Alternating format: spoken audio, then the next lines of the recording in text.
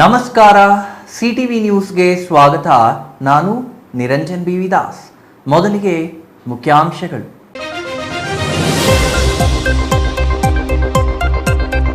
ಚಿಕ್ಕಬಳ್ಳಾಪುರ ನಗರಸಭೆಯಲ್ಲಿ ಭುಗಿಲೆದ್ದ ಸ್ಥಾಯಿ ಸಮಿತಿ ನೇಮಕ ವಿವಾದ. ಬಿಜೆಪಿ ರೆಬಲ್ ಸದಸ್ಯರೊಂದಿಗೆ ಕಾಂಗ್ರೆಸ್ ಸದಸ್ಯರ ಪಿತೂರಿ ಆರೋಪ. ಸ್ಥಾಯಿ ಸಮಿತಿ ನೇಮಕಕ್ಕೆ ಗುರು ಶಿಷ್ಯರ ಜೊತೆ ರೆಬೆಲ್ ಸದಸ್ಯರ ಸಾಥ್. ಸಾಮಾನ್ಯ ಸಭೆಯಲ್ಲಿ ಚರ್ಚೆ ಮಾಡದೆ ಸ್ಥಾಯಿ ಸಮಿತಿಗೆ ನೇಮಕ. ಚಿಕ್ಕಬಳ್ಳಾಪುರದಲ್ಲಿ ಮತ್ತೆ ಆರಂಭವಾಯಿತು ರಸ್ತೆ ಅಗಲೀಕರಣದ ಭೂತ. ಬಜಾರ್ ರಸ್ತೆ, ಗಂಗಮ್ಮಗುಡಿ ರಸ್ತೆ ಅಗಲೀಕರಣಕ್ಕೆ ಸಿದ್ಧತೆ. 60 ಅಡಿ ರಸ್ತೆ ನಿರ್ಮಾಣಕ್ಕೆ ಮಾರ್ಕಿಂಗ್ ಮಾಡಿದ ನಗರಸಭೆ. ಒತ್ತುವರಿಯಾಗಿದ್ದರೆ ತೆರವು, ದಾಖಲೆ ಇದ್ದರೆ ಪರಿಹಾರ. ನಗರಸಭೆ ಗ್ರಾಮ ಪಂಚಾಯಿತಿ ಜಟಾಪಟಿಯಿಂದ ಜನರ ಪರದಾಟ. ಮೂಲ ಸೌಲಭ್ಯಗಳಿಲ್ಲದೆ ಅಧಿಕಾರಿಗಳಿಗೆ ಹಿಡಿ ಶಾಪ. ಪಂಚಾಯಿತಿ ವ್ಯಾಪ್ತಿಯಲ್ಲಿದ್ದರೂ ಮತದಾನ ಮಾತ್ರ ನಗರಸಭೆಗೆ. ಅಭಿವೃದ್ಧಿಯೇ ಇಲ್ಲದೆ ಜನರ ಪರದಾಟ. ರಾಜ್ಯದಲ್ಲಿ ಮತ್ತೆ ನಡೆಯಲಿದೆ ಜಾತಿ ಜನಗಣತಿ. ಕಾಂತರಾಜು ಆಯೋಗದ ಅವೈಜ್ಞಾನಿಕ ಗಣತಿ. ವೈಜ್ಞಾನಿಕವಾಗಿ ಮೀಸಲಾತಿ ಸಮೀಕ್ಷೆ ಮಾಡಲು ಯಲುವಹಳ್ಳಿ ರಮೇಶ್ ಒತ್ತಾಯ. ವಾರ್ತೆಗಳ ವಿವರ. ಚಿಕ್ಕಬಳ್ಳಾಪುರ ನಗರಸಭೆಯಲ್ಲಿ ಈವರೆಗೂ ಇದ್ದ ಸಮಸ್ಯೆಗಳ ಜೊತೆಗೆ ಇದೀಗ ಮತ್ತೊಂದು ಸಮಸ್ಯೆ ಸೇರ್ಪಡೆಯಾಗಿದ್ದು, ಪಕ್ಕಾ ವಿರೋಧಿಗಳಾಗಿರುವ ಕಾಂಗ್ರೆಸ್ ಮತ್ತು ಬಿಜೆಪಿಯ ಕೆಲ ಸದಸ್ಯರು ಸೇರಿ ಮಾಡಿರುವ ಸ್ಥಾಯಿ ಸಮಿತಿ ಪಟ್ಟಿ ಇದೀಗ ತೀವ್ರ ವಿವಾದಕ್ಕೆ ಗುರಿಯಾಗಿದೆ. ಜೊತೆಗೆ ಸಭೆಯಲ್ಲಿ ಚರ್ಚೆ ಮಾಡದೆ ನೇಮಕ ಮಾಡಿದ ಆರೋಪವೂ ಕೇಳಿಬಂದಿದೆ. ಹಾಗಾದ್ರೆ ಏನು ಆ ವಿಚಾರ ನೋಡೋಣ ಬನ್ನಿ.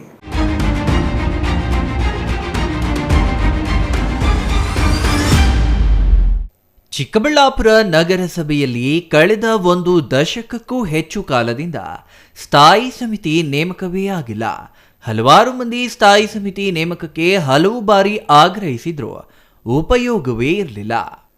ಆದರೆ ಇದೀಗ ಸಾಮಾನ್ಯ ಸಭೆಯಲ್ಲಿ ಚರ್ಚೆ ಮಾಡದೆ, ಅಧ್ಯಕ್ಷ ಉಪಾಧ್ಯಕ್ಷರ ಗಮನಕ್ಕೂ ತಾರದೆ ಸ್ಥಾಯಿ ಸಮಿತಿಗೆ ಸದಸ್ಯರ ನೇಮಕವನ್ನ ರಹಸ್ಯವಾಗಿ ಮಾಡಲಾಗಿದೆ ಎಂಬುದು ಬಹುತೇಕ ಸದಸ್ಯರ ನೇರ ಆರೋಪವಾಗಿದ್ದು, ಸಾಮಾನ್ಯ ಸಭೆಯಲ್ಲಿ ಚರ್ಚೆ ಮಾಡದೆ ರಹಸ್ಯವಾಗಿ ನೇಮಕ ಮಾಡಲಾಗಿದೆ ಎಂಬುದೇ ಇದೀಗ ವಿವಾದಕ್ಕೆ ಕಾರಣವಾಗಿದೆ. ಕಳೆದ ಜುಲೈ 22ರಂದು ಚಿಕ್ಕಬಳ್ಳಾಪುರ ನಗರಸಭೆಯಲ್ಲಿ ಸಾಮಾನ್ಯ ಸಭೆ ಕರೆಯಲಾಗಿತ್ತು. ಸಭೆ ಸಂಜೆ 8 ಗಂಟೆಯವರೆಗೂ ನಡೆಯಿತು. ಆದರೆ ಸಭೆಯ ಅಜೆಂಡಾದಲ್ಲಿ ಸ್ಥಾಯಿ ಸಮಿತಿ ನೇಮಕದ ಚರ್ಚೆ ಇತ್ತಾದರೂ ಸಭೆಯಲ್ಲಿ ಚರ್ಚೆ ಮಾಡದೆ ಹಿರಿಯ ಸದಸ್ಯ ಎಸ್.ಎಂ. ರಫೀಕ್ ಅವರು ಚೀಟಿಯಲ್ಲಿ ಬರೆದುಕೊಂಡು ಹೋಗಿ ಪೌರಾಯುಕ್ತರಿಗೆ ನೀಡಿ ಈ ಪಟ್ಟಿಯಲ್ಲಿ ಅನುಮೋದನೆ ಮಾಡುವಂತೆ ಹೇಳಿದ್ದಾರಂತೆ. ಸಭೆಯಲ್ಲಿ ಸದಸ್ಯರೊಂದಿಗೆ ಚರ್ಚೆ ನಡೆಸದೆ ರಹಸ್ಯವಾಗಿ ಚೀಟಿಯಲ್ಲಿ ಬರೆದುಕೊಡುವ ಅಗತ್ಯವೇನಿತ್ತು ಎಂಬುದೇ ಇದೀಗ ಎದ್ದಿರುವ ಸಮಸ್ಯೆಯಾಗಿದೆ. ಪ್ರಸ್ತುತ ಚಿಕ್ಕಬಳ್ಳಾಪುರ ನಗರಸಭೆ ಬಿಜೆಪಿ ಸದಸ್ಯರಲ್ಲಿ ಬಿ ಟೀಮ್ ಸೃಷ್ಟಿಯಾಗಿದೆ. ಈ ಬಿ ಟೀಮ್ ಚುನಾವಣೆಯಲ್ಲಿ ಯಾವ ನಾಯಕರ ಹಿಂದೆ ಹೋಗುತ್ತೋ ಗೊತ್ತಿಲ್ಲವಾದರೂ ಇದೀಗ ಯಾವುದೇ ನಾಯಕರ ಹಂಗು ತೊರೆದು ಹಿರಿಯ ಸದಸ್ಯರ ಹಿಂದೆ ಹೋಗುತ್ತಿದೆ ಅನ್ನೋದು ಬಿಜೆಪಿ ಸದಸ್ಯರ ಆರೋಪವಾಗಿದೆ. ಇನ್ನು ಯಾರನ್ನ ಸ್ಥಾಯಿ ಸಮಿತಿಗೆ ನೇಮಕ ಮಾಡಲಾಗಿದೆ ಎಂಬುದನ್ನು ನೋಡೋದಾದ್ರೆ, ಕಾಂಗ್ರೆಸ್ ಸದಸ್ಯರಾದ ಅಂಬರೀಶ್, ನರಸಿಂಹಮೂರ್ತಿ, ಕಣಿತಹಳ್ಳಿ ವೆಂಕಟೇಶ್, ಅಫ್ಸಲ್, ಚಂದ್ರಶೇಖರ್, ಸತೀಶ್ ಸೇರಿ 6 ಮಂದಿಯನ್ನ ನೇಮಿಸಲಾಗಿದೆ. ಇನ್ನು ಪಕ್ಷೇತರ ಸದಸ್ಯರಾದ ಆನಂದ ರೆಡ್ಡಿ, ಸುಬ್ರಹ್ಮಣ್ಯಾಚಾರಿ ಅವರಿಗೂ ಸ್ಥಾಯಿ ಸಮಿತಿಯಲ್ಲಿ ಅವಕಾಶ ಕಲ್ಪಿಸಲಾಗಿದೆ. ಕೊನೆಯದಾಗಿ ಬಿಜೆಪಿ ಸದಸ್ಯರಾದ ಸುಮಾ ಶಶಿಶೇಖರ್, ದೀಪಾ ಮತ್ತು ಎಬಿ ಮಂಜುನಾಥ್ ಅವರಿಗೆ ಅವಕಾಶ ಕಲ್ಪಿಸಲಾಗಿದೆ. ಅಂದರೆ ಕಾಂಗ್ರೆಸ್ನ 6 ಮಂದಿ ಸದಸ್ಯರು, ಪಕ್ಷೇತರ 2 ಸದಸ್ಯರು ಮತ್ತು ಬಿಜೆಪಿಯ 3 ಸದಸ್ಯರನ್ನ ನೇಮಕ ಮಾಡಲಾಗಿದೆ. ಇನ್ನು ಜಾತಿ ಲೆಕ್ಕಾಚಾರದಲ್ಲಿ ನೋಡೋದಾದ್ರೆ 3 ಎಸ್ಸಿ, 2 ಬಲಿಜ, 2 ವಿಶ್ವಕರ್ಮ, 1 ಒಕ್ಕಲಿಗ, 1 ಕುರುಬ, 1 ಅಲ್ಪಸಂಖ್ಯಾತ ಮತ್ತು 1 ಕುಂಬಾರ ಸಮುದಾಯಕ್ಕೆ ಅವಕಾಶ ಕಲ್ಪಿಸಲಾಗಿದೆ. ಆದರೆ ಪರಿಶಿಷ್ಟ ಪಂಗಡವನ್ನ ನಿರ್ಲಕ್ಷ್ಯ ಮಾಡಲಾಗಿದೆ ಎಂಬುದು ಇದೀಗ ಎದುರಾಗಿರುವ ಆರೋಪಗಳಲ್ಲಿ ಒಂದು. ಅಲ್ಲದೆ ಈ ಹಿಂದೆ ಯಾವುದೇ ಹುದ್ದೆ ಅಲಂಕರಿಸಿದವರನ್ನ ಸ್ಥಾಯಿ ಸಮಿತಿಗೆ ನೇಮಿಸಬಾರದು ಎಂಬ ನಿಯಮವಿದ್ದರೂ ಹುದ್ದೆ ಅಲಂಕರಿಸಿದ 2ರನ್ನ ನೇಮಿಸಲಾಗಿದೆ ಎಂಬುದು ಮತ್ತೊಂದು ಆರೋಪ. ಈ ಹಿಂದೆ ಆನಂದ ರೆಡ್ಡಿಯವರು ನಗರಸಭೆ ಅಧ್ಯಕ್ಷರಾಗಿ 2.5 ವರ್ಷ ಅಧಿಕಾರ ಅನುಭವಿಸಿದ್ರೆ ಎಬಿ ಮಂಜುನಾಥ್ ಅವರು ಈ ಹಿಂದೆ ಸ್ಥಾಯಿ ಸಮಿತಿ ಅಧ್ಯಕ್ಷರಾಗಿ ಅಧಿಕಾರ ಅನುಭವಿಸಿದ್ದಾರೆ. ಹಾಗಿದ್ದರೂ ಅವರನ್ನ ಪುನರಾಯ್ಕೆಗೆ ಹೇಗೆ ಹೆಸರು ನೀಡಿದ್ದಾರೆ ಎಂಬುದು ಇದೀಗ ಎದುರಾಗಿರುವ ಪ್ರಶ್ನೆ. ಇನ್ನು ಈ ಹಿಂದೆ ಹಲವು ಆರೋಪಗಳು ಬಂದಾಗಲೆಲ್ಲ ಸಂಸದ ಸುಧಾಕರ್ ಅವರನ್ನ ಭೇಟಿಯಾಗಿ ಸಮಸ್ಯೆಗಳನ್ನ ಬಗೆಹರಿಸಿಕೊಳ್ಳುತ್ತಿದ್ದ ಎಬಿ ಮಂಜುನಾಥ್ ಅವರು ಇದೀಗ ಸುಧಾಕರ್ ಅವರ ಗಮನಕ್ಕಾಗಲಿ ಅಧ್ಯಕ್ಷ ಉಪಾಧ್ಯಕ್ಷರ ಗಮನಕ್ಕಾಗಲಿ ತಾರದೆ ಗೋರುವಿನೊಂದಿಗೆ ರಹಸ್ಯ ಸಭೆ ನಡೆಸಿ ಸ್ಥಾಯಿ ಸಮಿತಿ ನೇಮಕಕ್ಕೆ ಸದಸ್ಯರ ಪಟ್ಟಿ ಸಿದ್ಧಪಡಿಸಿದ್ದಾರೆ ಎಂಬುದು ಪ್ರಸ್ತುತ ಕೇಳಿಬರುತ್ತಿರುವ ಆರೋಪವಾಗಿದೆ. ಸರ್, ಪತ್ರಿಕಾ ಮಾಧ್ಯಮ ಮಿತ್ರರಿಗೂ ತಿಳಿದಂತೆ ದಿನಾಂಕ 22/7/2025 ಮಂಗಳವಾರ ಬೆಳಗ್ಗೆ 11 ಗಂಟೆಗೆ ನಮ್ಮ ಚಿಕ್ಕಬಳ್ಳಾಪುರ ನಗರಸಭೆಯಲ್ಲಿ ಒಂದು ಸಾಮಾನ್ಯ ಸಭೆ ಇತ್ತು. ಅದು ಸುದೀರ್ಘವಾದಂಥ ಚರ್ಚೆ ಆಗ್ತದೆ. ಸುಮಾರು ಬೆಳಗ್ಗೆ 11:30 ಹಿಡಿದು ರಾತ್ರಿ ಹೆಚ್ಚು ಕಮ್ಮಿ 7 ಗಂಟೆವರೆಗೂ ಕೂಡ ಒಳ್ಳೊಳ್ಳೆ ವಿಚಾರಗಳನ್ನು ನಾವು ನಗರಕ್ಕೆ ಅಭಿವೃದ್ಧಿಗೆ ಸಂಬಂಧಪಟ್ಟಂಗೆ ಒಳ್ಳೊಳ್ಳೆ ವಿಚಾರಗಳನ್ನ ಎಲ್ಲ ಸದಸ್ಯರುಗಳು ಕೂಡ ನಾವು ತೀರ್ಮಾನ ತಗೊಳ್ಳೋಂಥದ್ದಾಗ್ತದೆ. ಒಂದಷ್ಟು ಜನ ಬಂದಿದ್ದರು, ಒಂದಷ್ಟು ಜನ ಗೈರು ಹಾಜರು ಕೂಡ ಸದಸ್ಯರುಗಳು ಹಾಜರಾಗಿದ್ದರು. ಆದರೆ ಈ ರೀತಿ ಇರಬೇಕಾದ್ರೆ ಸುಮಾರು ರಾತ್ರಿ 7:30 ಸಮಯದಲ್ಲಿ ಒಂದು ಲಾಸ್ಟಲ್ಲಿ ಒಂದು ಅಜೆಂಡಾ ಇತ್ತು ನಮ್ಮ ನಗರಸಭೆ ಇದರಲ್ಲಿ. ಏನಪ್ಪ ಅದಂದರೆ ಒಂದು ಸ್ಥಾಯಿ ಸಮಿತಿಯನ್ನು ವರ್ಕಿಂಗ್ ಕಮಿಟಿ ಒಂದು ಮಾಡೋಂಥ ಒಂದು ಅಜೆಂಡಾ ಇತ್ತು. ಆ ಅಜೆಂಡಾ ಬಂದ ತಕ್ಷಣವೇ ವಿತೌಟ್ ಡಿಸ್ಕಷನ್ನು ಯಾವುದೇ ನಗರಸಭಾ ಸದಸ್ಯರುಗಳು ಆ ಸಭೆಯಲ್ಲಿ ಚರ್ಚೆ ಆಗದೇ ಏನೂ ಇಲ್ದಿರೇ ಇದ್ದಕ್ಕಿದ್ದಾಗೆ ನಮ್ಮ ಹಿರಿಯ ಸದಸ್ಯರಾಗಿರ್ತಕ್ಕಂಥ ಎಸ್ ಎಂ ರಫೀಕ್ರವರು 2 ಚೀಟಿಗಳನ್ನು ಕೊಡೋ ಮುಖಾಂತರ ಯಾರಿಗೆ ನಮ್ಮ ನಗರಸಭಾ ಆಯುಕ್ತರಿಗೆ ಕೊಡೋ ಮುಖಾಂತರ ಏನು ಮಾಡ್ತಾರೆ, ಇದನ್ನು ಈ ಚೀಟಿಯಲ್ಲಿರ್ತಕ್ಕಂಥ ಹೆಸರುಗಳನ್ನ ನೀವು ಫೈನಲ್ ಮಾಡಿಬಿಟ್ಟು ನೀವು ರೆಸಲ್ಯೂಷನ್ ಮಾಡಿ ಇವ್ರಿಗೆ ಅಪ್ರೂವಲ್ಗೆ DC ಅವ್ರಿಗೆ ಕಳಿಸ್ಕೊಡಿ ಅಂತಕ್ಕಂಥ ಒಂದು ಮಾತು ಹೇಳ್ತಾರೆ. ಆಮೇಲೆ ಕೂಡಲೇ ನಾನು ಎಚ್ಚೆತ್ಕೊಂಡೆ, ಅದರಲ್ಲಿ ಯಾರ್ಯಾರ ಹೆಸರಿದೆ ಏನು ಅಂತೇಳ್ಬಿಟ್ಟು ನಮ್ಗೆ ಗೊತ್ತಿಲ್ಲ, ನಮ್ಮ ಹೆಸರು ಇರ್ಬೋದೇನೋ, ಬಟ್ ಅದು ನಮಗೆ ಮುಖ್ಯ ಅಲ್ಲ. ಆದರೆ ಅಲ್ಲಿ ಚರ್ಚೆ ಆಗಿ ಅದರದ್ದೇ ಆಗಿರ್ತಕ್ಕಂಥ ಒಂದು ಸೂಚಕರು ಇರಬೇಕಾಗ್ತದೆ. ಒಂದು ಸ್ಥಾಯಿ ಸಮಿತಿ ಸದಸ್ಯರುಗಳು ಆಯ್ಕೆ ಆಗಬೇಕಾದ್ರೆ ಸಭೆಯಲ್ಲಿ ಮಂಡನೆ ಮಾಡಬೇಕಾಗ್ತದೆ, ಮತ್ತು ಸೂಚಕರು ಇರಬೇಕಾಗ್ತದೆ. ಅದೇ ರೀತಿ ಒಂದು ಪ್ರಸ್ತಾವನೆಯನ್ನು ಮಾಡೋಂಥವ್ರು ಇರಬೇಕು. ಆಮೇಲೆ ತದನಂತರ ಅನುಮೋದನೆ ಆಗ್ತಕ್ಕಂಥದ್ದು ಒಂದು ಏನು ಸಂವಿಧಾನದ ಅಡಿಯಲ್ಲಿ ಸಾಂವಿಧಾನಿಕ ಹುದ್ದೆ ಆಗಿರೋದ್ರಿಂದ ಅದರದ್ದೇ ಆಗಿರ್ತಕ್ಕಂಥ ಮಾನದಂಡಗಳಿದೆ. ಆ ಮಾನದಂಡಗಳ ಅಡಿಯಲ್ಲಿ ಏನು ಸ್ಥಾಯಿ ಸಮಿತಿಯನ್ನು ರಚನೆ ಮಾಡಬೇಕಾಗ್ತದೆ. ಇವೆಲ್ಲವನ್ನು ಕೂಡ ಗಾಳಿಗೆ ತೂರಿ ಗೌಪ್ಯವಾಗಿ ಚೀಟಿಗಳನ್ನ ಈ ಒಂದು ನಗರಸಭೆಯಲ್ಲಿರ್ತಕ್ಕಂಥ ರಫೀಕ್ ಅವರು ಮತ್ತು ಇನ್ನೊಂದು ಟೀಮು ಏನು ಮಾಡ್ತಾರೆ, ಇದ್ದಕ್ಕಿದ್ದಂಗೆ ಅದು ಟೀಮ್ ಅಂದರೆ ಏನದು ಅಲ್ಲಿ ಯಾರೋ ಅಳ್ತಾ ಇದ್ರು ನಗರಸಭೆಯಲ್ಲೇ, ಇದು ಥರ್ಡ್ ಫ್ರಂಟು ಅಂತ ಏನು ಆನಂದ ರೆಡ್ಡಿ ಬಾಬು ಅವರು, ಇವರು ಗೌಪ್ಯವಾಗಿ ಇದು ಮಾಡಿ ಇದನ್ನು ರವಾನೆ ಮಾಡ್ತಕ್ಕಂಥ ಅವಶ್ಯಕತೆ ಏನಿತ್ತು ಅಂತಕ್ಕಂಥದ್ದನ್ನು. ಯಾಕಂದರೆ ಒಂದು ನಗರಸಭೆ ಅಂದಾಗ ಅಲ್ಲಿ ನಗರಸಭಾ ಸದಸ್ಯರುಗಳು ಎಲೆಕ್ಟ್ ಆಗಿವೆ, ನಾವು ಕೂಡ ಬಂದಿರ್ತೀವಿ. ನಮ್ಮ ಅಭಿಪ್ರಾಯಗಳನ್ನು ಪಡೀದೇನೆ ಅಲ್ಲಿ ಸದಸ್ಯರುಗಳ ಕೊರತೆಯೂ ಕೂಡ ಇದು ಎದ್ದು ಕಾಣ್ತಾ ಇತ್ತು. 7:30 ಸುಮಾರು ಸದಸ್ಯರುಗಳು ಇದು ಇರಲೇ ಇರಲಿಲ್ಲ. ಅಂಥ ಸಂದರ್ಭದಲ್ಲಿ ಗೌಪ್ಯವಾಗಿ ಎಲ್ಲೋ ಒಂದು ಕಡೆ ಒಂದು ಏನು ನಿಮ್ಮ ಒಂದು ಏನನ್ನಬೇಕು, ಒಂದು ಸರ್ವಾಧಿಕಾರಿ ಧೋರಣೆ ಅನ್ಬೇಕಾ ಅಥವಾ ಮೊನೊಪಲಿ ಅನ್ಬೇಕಾ? ಇದು ವ್ಯವಸ್ಥೆ, ಪ್ರಜಾಪ್ರಭುತ್ವದ ವ್ಯವಸ್ಥೆಯಲ್ಲಿ ಪ್ರಜೆಗಳೇ ಸಾರ್ವಭೌಮರು. ಏನೇ ಆಗಬೇಕಾದ್ರೂ ಕೂಡ ಪಾರದರ್ಶಕವಾಗಿ ಆಗಬೇಕಾಗ್ತದೆ. ನಾವು ಹಿರಿಯ ಸದಸ್ಯರು ಅಂತ ಹೇಳ್ತಾರೆ ಇವರು, ಮತ್ತು ನಾವು ಅಷ್ಟಾರಿ ಕೌನ್ಸಿಲರ್ಗಳಾಗಿದ್ದೀವಿ, ಇಷ್ಟಾರಿ ಕೌನ್ಸಿಲರ್ಗಳಾಗಿದ್ದೀವಿ, ಅಧ್ಯಕ್ಷರುಗಳಾಗಿದ್ದೀವಿ ಅಂತಾರೆ. ಈ ಥರ ಆಗಿರೋವಾಗ ಯಾವ ರೀತಿ ಪ್ರಕ್ರಿಯೆಗಳನ್ನು ಚಾಲನೆ ಕೊಡಬೇಕು ಅಂತಕ್ಕಂಥ ಒಂದು ಸಾಮಾನ್ಯ ಪರಿಜ್ಞಾನ ಇವ್ರಿಗಿಲ್ಲ ಅಂದರೆ ನಿಜವಾಗ್ಲೂ ಕೂಡ ಇದು ದುರಾದೃಷ್ಟಕರ. ಹಾಗೆ ನಮಗೇನು ಅಭ್ಯಂತರ ಇಲ್ಲ, ಇದು ಪ್ರಜಾಪ್ರಭುತ್ವದ ವ್ಯವಸ್ಥೆ ವರ್ಕಿಂಗ್ ಕಮಿಟಿ ಚೇರ್ಮನ್ ಮಾಡಬೇಕು ಅಂತ ಹೇಳ್ಬಿಟ್ಟು ಇವತ್ತು ನೀವು ಒಂದು ಏನೋ ಒಳಸಂಚೆಗಳನ್ನ ರೂಪಿಕೊಂಡು ನೀವು ಮಾಡೋಕ್ಕೆ ಹೋಗಿದ್ರಿ. ಇದು ಕಳೆದ ನಾನು 4-5 ವರ್ಷಗಳಿಂದನೇ ನಾನು ತಮ್ಮ ಪತ್ರಿಕಾ ಮಾಧ್ಯಮಗಳ ಮುಖಾಂತರನೇ ನಾನು ಧ್ವನಿ ಮಾಡಿದ್ದೀನಿ. ಇದು ಸಾಂವಿಧಾನಿಕ ಹುದ್ದೆ, ಈ ಒಂದು ಏನು ಅಧಿಕಾರ ವಿಕೇಂದ್ರೀಕರಣ ಆಗಬೇಕು, ಇದು ಚಾಲನೆಗೆ ಬರಬೇಕು ಅಂತೇಳ್ಬಿಟ್ಟು. ಆ ಸಂದರ್ಭದಲ್ಲಿ ನಿಮಗೆ ಕಾಳಜಿ ಇರಲಿಲ್ಲ, ಆ ಸಂದರ್ಭದಲ್ಲಿ ಮಾಡೋದಕ್ಕೆ ಕಾಳಜಿ ಇರಲಿಲ್ಲ. ಈ ಕಾಳಜಿ ಬಂದಿದೆ, ಸಂತೋಷ ಆಯಿತು ಮಾಡಿ. ಬಟ್ ಎಲ್ಲ ನಗರಸಭಾ ಸದಸ್ಯರುಗಳನ್ನ ವಿಶ್ವಾಸಕ್ಕೆ ತಗೊಂಡು ಮಾಡ್ತಕ್ಕಂಥ ಒಂದು ಕಾರ್ಯವೇ ಹೊರತು ನಿಮ್ಮ ಮನಸ್ಸೋ ಇಚ್ಛೆ ನೀವು ಹೆಂಗೆ ಬೇಕೋ ಹಂಗೆ ಮಾಡ್ಕೊಳ್ಳೋದಕ್ಕೆ ಇದು ಯಾರಪ್ಪನ ಆಸ್ತಿನೂ ಅಲ್ಲ. ಇದು ಸಾರ್ವಜನಿಕರ ಆಸ್ತಿ, ಸರ್ಕಾರದಕ್ಕೆ ಸಂಬಂಧಪಟ್ಟಿರ್ತಕ್ಕಂಥ ಒಂದು ವ್ಯವಸ್ಥೆಯಲ್ಲಿ ಇರ್ತಕ್ಕಂಥ ಒಂದು ನಗರಸಭೆ ಹೊರತು ಇದು ಯಾರ್ದೋ ಒಬ್ಬರು ಸೊತ್ತಾಗಲಿ ಆಸ್ತಿ ಆಗಲಿ ಆಗಕ್ಕೆ ಬರಲ್ಲ. ಇದ್ಯಾವುದೋ ನಮ್ಮ ಸೊತ್ತು ಹೆಂಗೆ ಬೇಕು ಹಂಗೆ ಯೂಸ್ ಮಾಡ್ಕೊಳ್ಬೋದು ಅಂತಕ್ಕಂಥದ್ದು ಏನಾದರೂ ಮನೋಭಾವನೆ ಇದ್ದರೆ ದಯವಿಟ್ಟು ಸಾಮಾನ್ಯ ಸಭೆಯಲ್ಲಿ ಚರ್ಚೆಯಾಗದೆ ಸದಸ್ಯರಾಗಲಿ ಅಧ್ಯಕ್ಷ ಉಪಾಧ್ಯಕ್ಷರ ಗಮನಕ್ಕಾಗಲಿ ತಾರದೆ ರಹಸ್ಯವಾಗಿ ಕೇವಲ ಚೀಟಿ ಬರೆದುಕೊಡುವ ಮೂಲಕ ಸ್ಥಾಯಿ ಸಮಿತಿ ನೇಮಕಕ್ಕೆ ಬಿಜೆಪಿಯ ಎಬಿ ಮಂಜುನಾಥ್ ತಂಡ ಹಿರಿಯ ಸದಸ್ಯರೊಂದಿಗೆ ಸೇರಿ ಪಿತೂರಿ ನಡೆಸಿದ್ದು ಈ ಪಟ್ಟಿಯ ನೇಮಕ ಮಾಡಲೇಬಾರದು ಎಂದು ಆಗ್ರಹಿಸಿ ಜೆಡಿಎಸ್ ಸದಸ್ಯ ಮಟ್ಟಮಪ್ಪ ನಗರಸಭೆ ಅಧ್ಯಕ್ಷರಿಗೆ ಮತ್ತು ಪೌರಾಯುಕ್ತರಿಗೆ ಈಗಾಗಲೇ ದೂರು ಸಲ್ಲಿಸಿದ್ದಾರೆ. ಮತ್ತೊಂದು ಸಾಮಾನ್ಯ ಸಭೆ ಕರೆದು ಸದಸ್ಯರ ಮುಂದೆ ಚರ್ಚೆ ನಡೆಸಿ ಸರ್ವಾನುಮತದಿಂದ ಆಯ್ಕೆ ಮಾಡುವುದು ಪ್ರಜಾಪ್ರಭುತ್ವವಾಗಿದ್ದು ಯಾವುದೇ ಕಾರಣಕ್ಕೂ ಇಂತಹ ಚೀಟಿ ನೇಮಕ ಆಗಬಾರದು ಎಂಬುದು ಸದಸ್ಯ ಮಟ್ಟಮಪ್ಪ ಅವರ ಒತ್ತಾಯವಾಗಿದೆ. ಸ್ಥಾಯಿ ಸಮಿತಿ ಎಂಬುದು ಸಾಂವಿಧಾನಿಕ ಹುದ್ದೆಯಾಗಿದ್ದು ಸಾಮಾನ್ಯ ಸಭೆಯಲ್ಲಿ ಮಂಡನೆ ಮಾಡಬೇಕಾ, ಪ್ರಸ್ತಾವನೆ ಮಾಡಬೇಕಾ, ಸಭೆಯಲ್ಲಿ ಚರ್ಚೆಯಾಗಿ ಸೂಚಕರು ಇರಬೇಕಾ, ಹೀಗೆ ಅದರದೇ ಆದ ಮಾನದಂಡಗಳಿವೆ. ಗೌಪ್ಯವಾಗಿ ಆಯುಕ್ತರಿಗೆ ಸೂಚನೆ ನೀಡಿ ನೇಮಕ ಮಾಡಲು ಮುಂದಾಗಿರುವುದು ಸರಿಯಲ್ಲ. ಸದಸ್ಯರ ಅಭಿಪ್ರಾಯ ಪಡೆಯದೆ ಗೌಪ್ಯವಾಗಿ ನೇಮಕ ಮಾಡಲು ಮುಂದಾಗಿದ್ದಾರೆ. ಸರ್ವಾಧಿಕಾರಿ ಧೋರಣೆಯಿಂದ ವರ್ತಿಸುತ್ತಿದ್ದಾರೆ. ಪ್ರಜಾಪ್ರಭುತ್ವದಲ್ಲಿ ಪಾರದರ್ಶಕವಾಗಿ ಆಗಬೇಕು. ಹಿರಿಯ ಸದಸ್ಯರು ಎಂದು ಹೇಳುವ ಇವರು ಪ್ರಕ್ರಿಯೆಗಳ ಚಾಲನೆ ಬಗ್ಗೆ ಅರಿವಿಲ್ಲದಿರುವುದು ವಿಪರ್ಯಾಸ ಎಂದು ಕಿಡಿಕಾರಿದ್ದಾರೆ. ಒಳಸಂಚಿನ ಮೂಲಕ ಇವರು ಸ್ಥಾಯಿ ಸಮಿತಿ ನೇಮಕಕ್ಕೆ ಮುಂದಾಗಿದ್ದಾರೆ. ಸದಸ್ಯರನ್ನ ವಿಶ್ವಾಸಕ್ಕೆ ಪಡೆದು ಮಾಡಬೇಕಿದೆ. ನಗರಸಭೆ ಅಧ್ಯಕ್ಷರಿಗೆ ಆಯುಕ್ತರಿಗೆ ತಕರಾರು ಅರ್ಜಿ ಈಗಾಗಲೇ ನೀಡಲಾಗಿದೆ. ಒಳಸಂಚಿನಿಂದ ಏಕ ತೀರ್ಮಾನ ಕೈಗೊಳ್ಳಲಾಗಿದೆ. ಮತ್ತೊಂದು ಸಾಮಾನ್ಯ ಸಭೆ ಕರೆದು ಆಯ್ಕೆ ಮಾಡಬೇಕು. ಜಿಲ್ಲಾಧಿಕಾರಿಗಳು ಗಮನಿಸಿ ಅಕ್ರಮವಾಗಿ ಮಾಡಿರುವ ನೇಮಕವನ್ನ ರದ್ದು ಮಾಡುವಂತೆ ಪೌರಾಯುಕ್ತರಿಗೆ ಸೂಚನೆ ನೀಡಬೇಕು. ಇಲ್ಲವಾದರೆ ಅಕ್ರಮ ನೇಮಕದ ವಿರುದ್ಧ ಕಾನೂನು ಹೋರಾಟದ ಜೊತೆಗೆ ನಗರಸಭೆ ಮುಂದೆ ಹೋರಾಟ ಮಾಡುವುದಾಗಿ ಮಟ್ಟಮಪ್ಪ ಎಚ್ಚರಿಕೆ ನೀಡಿದ್ದಾರೆ. ಒಟ್ಟಿನಲ್ಲಿ ಈವರೆಗೂ ಸಂಸದ ಡಾಕ್ಟರ್ ಕೆ ಸುಧಾಕರ್ ಅವರ ಮಾತು ಮೀರದೇ ಇದ್ದ ಬಿಜೆಪಿಯ ಸದಸ್ಯರು ಇದೀಗ ಏಕಾಏಕಿ ಹಿರಿಯ ಸದಸ್ಯರ ಹಿಂದೆ ಹೋಗಿದ್ದು ಶೀಘ್ರದಲ್ಲಿಯೇ ಅಂದರೆ ಕೇವಲ 3 ತಿಂಗಳಲ್ಲಿ ಎದುರಾಗಲಿರುವ ನಗರಸಭೆ ಚುನಾವಣೆಯಲ್ಲಿ ಮತ್ತೆ ಸಂಸದ ಡಾಕ್ಟರ್ ಕೆ ಸುಧಾಕರ್ ಅವರ ಜೊತೆ ಚುನಾವಣೆಗೆ ಹೋಗಲಿದ್ದಾರಾ, ಇಲ್ಲವೇ ನಾಯಕರ ಬದಲಾವಣೆ ಮಾಡಲಿದ್ದಾರಾ ಎಂಬ ಪ್ರಶ್ನೆ ಎದುರಾಗಿದ್ದು ಈ ಪ್ರಶ್ನೆಗೆ ಶೀಘ್ರವೇ ಉತ್ತರ ದೊರೆಯಲಿದೆ ಎಂದರೆ ತಪ್ಪಾಗಲಾರದು. News bureau, CTV news, Chikkaballapur.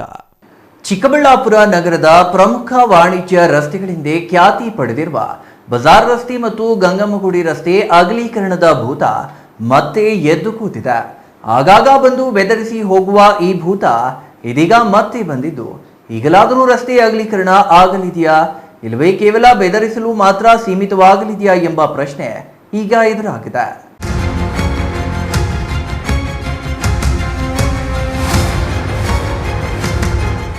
ಹೌದು, ಗಂಗಮ್ಮಗುಡಿ ರಸ್ತೆ ಸಂಪೂರ್ಣ ಚಿನ್ನದ ವ್ಯಾಪಾರವೇ ನಡೆಯುವ ಜಾಗ. ಅದೇ ರೀತಿಯಲ್ಲಿ ಬಜಾರ್ ರಸ್ತೆಯಲ್ಲಿ ಅನೇಕ ವಾಣಿಜ್ಯಪರ ಚಟುವಟಿಕೆಗಳು ನಡೆಯುತ್ತವೆ. ಹಾಗಾಗಿ ಈ 2 ರಸ್ತೆಗಳು ಜಿಲ್ಲಾ ಕೇಂದ್ರದ ಪ್ರಮುಖ ವಾಣಿಜ್ಯ ರಸ್ತೆಗಳೆಂದು ಪ್ರಖ್ಯಾತಿ ಪಡೆದಿವೆ. ಆದರೆ ಈ ರಸ್ತೆಗಳು ಕೇವಲ 5 ಅಡಿಯೂ ಇಲ್ಲದೆ ಕಿಷ್ಕಿಂದೆಯಂತಿದ್ದು ವಾಹನಗಳು ಸಂಚರಿಸಲು ಪ್ರತಿನಿತ್ಯ ಪರದಾಡಬೇಕಾದ ಸ್ಥಿತಿ ನಿರ್ಮಾಣವಾಗಿದೆ. ಈ ಸಮಸ್ಯೆ ತಪ್ಪಿಸಲು ರಸ್ತೆ ಅಗಲೀಕರಣಕ್ಕೆ ಮುಂದಾಗಿದ್ದು ಕಳೆದ ಹಲವು ವರ್ಷಗಳಿಂದ ನಾನಾ ಕಾರಣಗಳನ್ನ ಹೇಳಿ ರಸ್ತೆ ಅಗಲೀಕರಣ ತಡೆಯುತ್ತಲೇ ಬರುತ್ತಿರುವುದು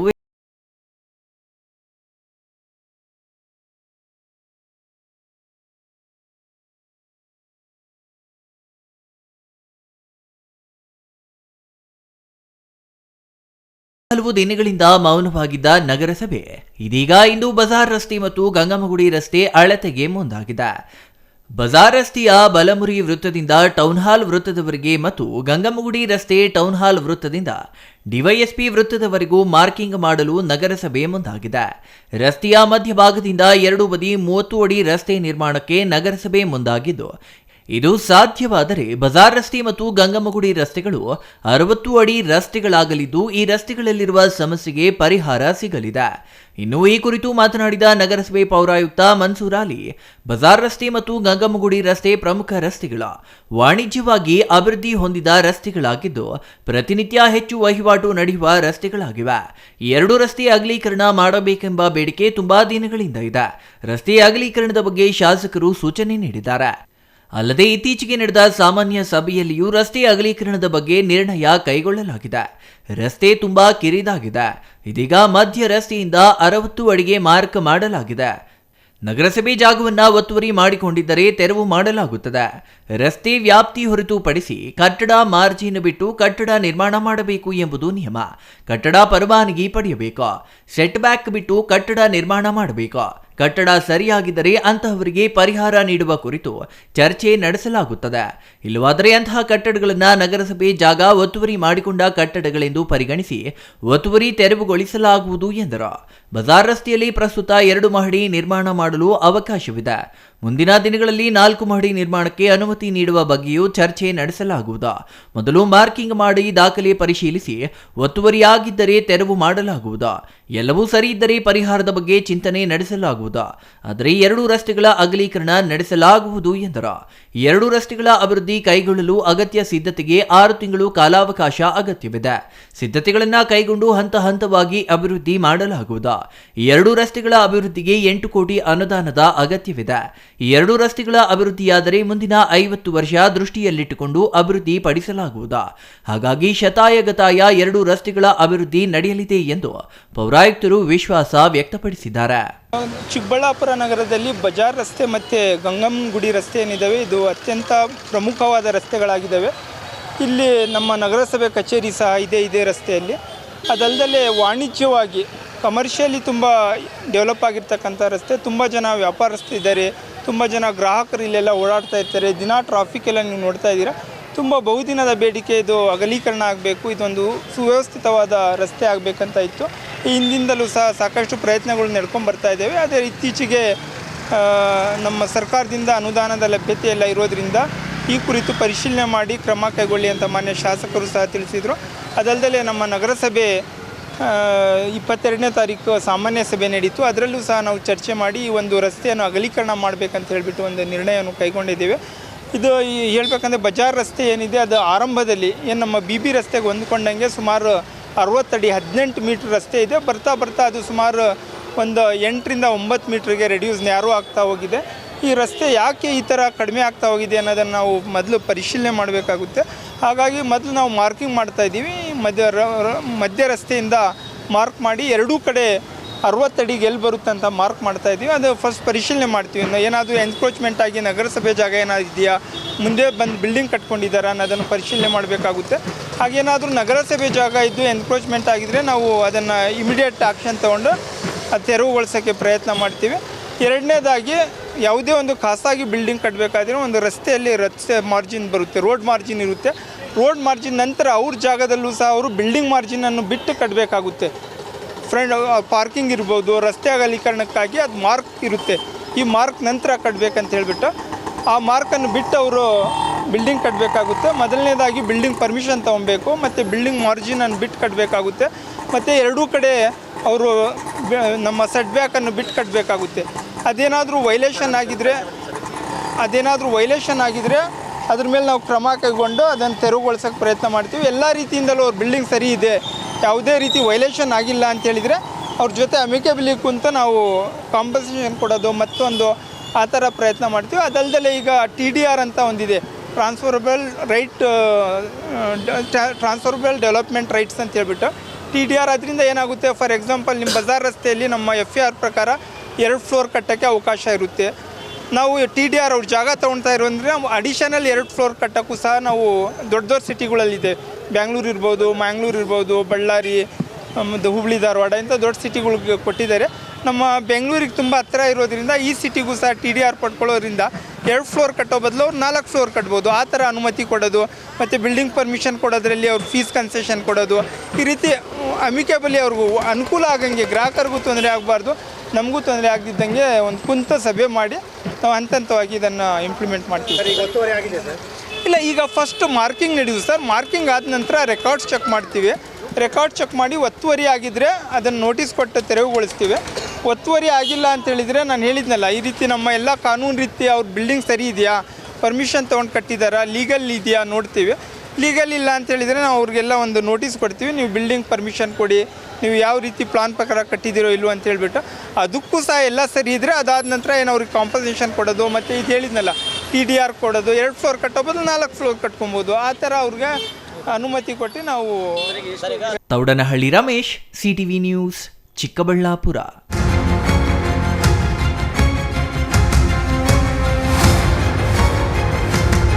ಅದು ನಗರದ ಒಂದು ಪ್ರತಿಷ್ಠಿತ ಬಡಾವಣೆ. ಅಲ್ಲಿರುವ ನಿವಾಸಿಗಳು ನಗರಸಭೆಗೆ ಮತದಾನ ಮಾಡ್ತಾರೆ. ಆದರೆ ಆ ಏರಿಯಾ ಮಾತ್ರ ಗ್ರಾಮ ಪಂಚಾಯಿತಿಗೆ ಸೇರಿದೆ. ಇದರಿಂದ ಅಲ್ಲಿನ ಸಮಸ್ಯೆಗಳ ಕುರಿತು ನಗರಸಭೆಯಲ್ಲಿ ಕೇಳುವಂತಿಲ್ಲ, ಪಂಚಾಯಿತಿಯಲ್ಲಿ ಪ್ರಶ್ನಿಸುವಂತಿಲ್ಲ. ಇದರಿಂದ ಅಲ್ಲಿನ ಜನರು ಮೂಲ ಸೌಲಭ್ಯಗಳಿಲ್ಲದೆ ಪರದಾಡುವಂತಾಗಿದೆ. ಅಷ್ಟಕ್ಕೂ ಅದು ಎಲ್ಲಿ ಅಂತೀರಾ? ಈ ವರದಿ ನೋಡಿ.